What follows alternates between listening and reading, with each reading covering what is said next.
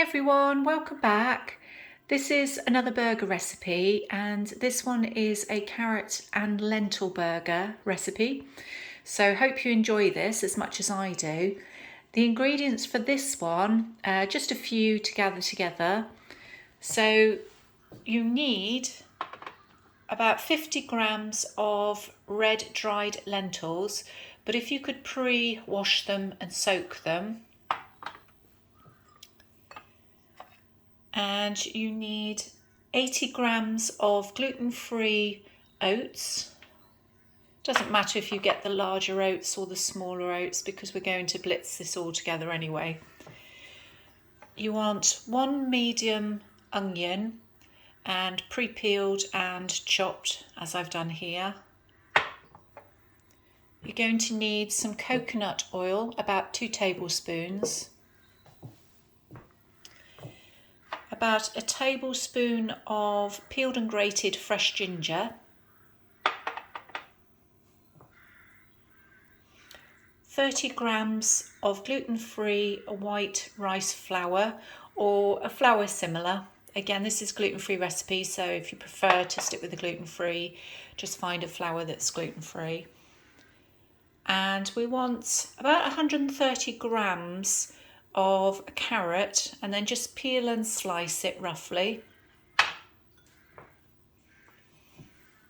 And some of the spices that we're going to be using in here, we've actually got a teaspoon of garam masala, a teaspoon of smoked paprika, and also half a teaspoon of turmeric. So those are all ground spices. And in addition to those, we also have half a teaspoon of curry powder and a pinch of sea salt, and also 1 small green fresh chilli chopped up. Now, if you want it seeded or de-seeded, that's entirely up to you, depending on how spicy you actually like it. Okay, so those are all the ingredients. The first thing we're going to do, because we need to do a bit of preparation before we pop all of these in the food processor, we're going to start by preheating the oven to about 200 degrees Celsius in a fan oven. And next, if you just get yourself a small oven-proof dish and put in the tablespoon of coconut oil, then we're going to just add the chopped carrot. And this will actually go in the oven for approximately 30 to 40 minutes, just so that the carrots brown off nicely. And next, whilst that's cooking in the oven, we're going to boil the lentils. So if you get yourself a smallish saucepan and just pour about nearly half full with water, and just place the lentils in there. I'll just use 2 hands to pop the rest in. And there we go. So we're going to just pop this on a high heat, and these will take about 15 minutes to cook. So we'll just leave those doing in the meantime.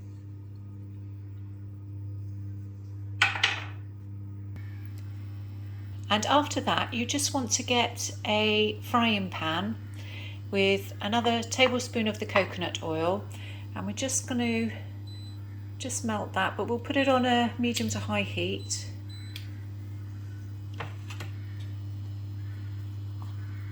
And as that melts, we're going to add the chopped onion, of which we'll fry just for up to 10 minutes, just until they sort of brown off really.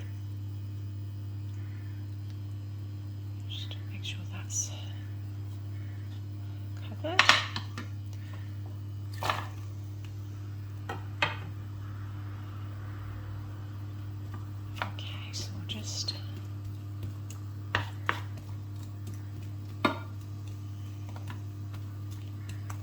there we go. Right, we'll come back to you once those are cooked in about roughly 10 minutes. And after a few minutes, just give them a good stir if you haven't already. They should be browning off quite nicely now.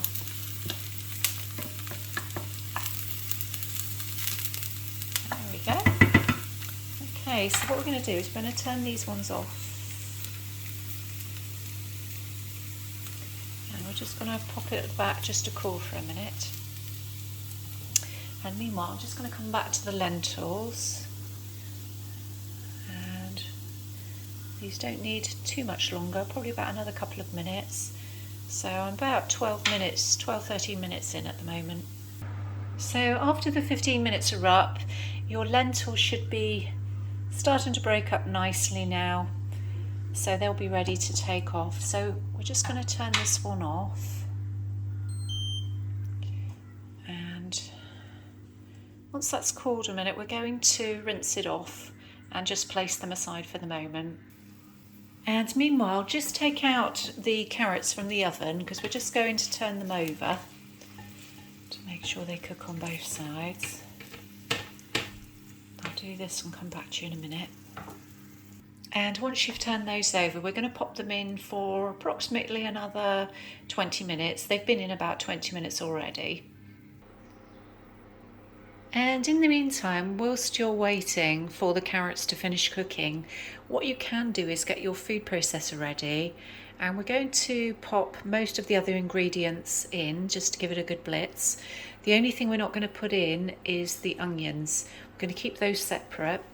So we'll just add the rest of the ingredients, which are the ginger, the sea salt, chilli and curry powder,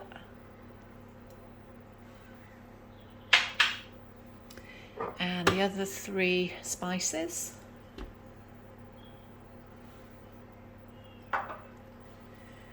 and the flour,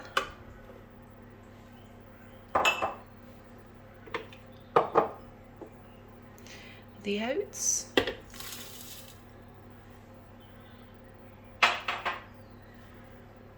and of course the cooked lentils. Okay, we'll just put that aside until the carrots are done.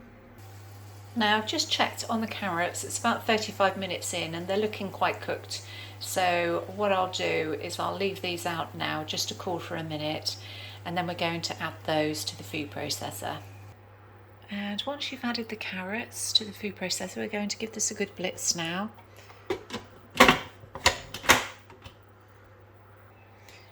And it doesn't take you long. You will see that it's chopping up lovely and nice and fine.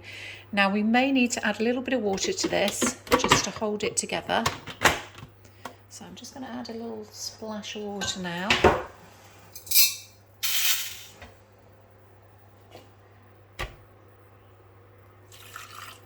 Just do a little bit at a time because we don't want to put too much in. And there we go, you can see that's more than enough. So we're going to just make some patty sort of burger shapes now. But first we're going to add the onion. So we'll do that in a separate bowl. And there we go. So just put the mixture in the bowl and we're going to just pop the cooked onion in. And we're going to mix this in quite well. And there we go. So this is just roughly mixed in. And we're going to just make some pate burger shapes now. And if you just need a little bit of the gluten-free white rice flour just on the base, just in case it's a little bit sticky, in case you put a little bit too much water in. If you haven't put enough, then obviously you can put a little bit more in, but it really depends on the consistency that you want. Okay, so I'm just going to make those now. And what you'll have is approximately 4 to 5 small to medium shaped burgers. And you know, these are really, really tasty, but if you want to make bigger burgers or you want to make a lot more, you can always double the ingredients and make a bigger batch. You could also add a little bit more carrot in if you want to kind of increase that side of it. So the flavour is quite reasonable here, so you should be able to still get a good flavour if you doubled up on the carrots. And these will store really well in the freezer for up to 3 months.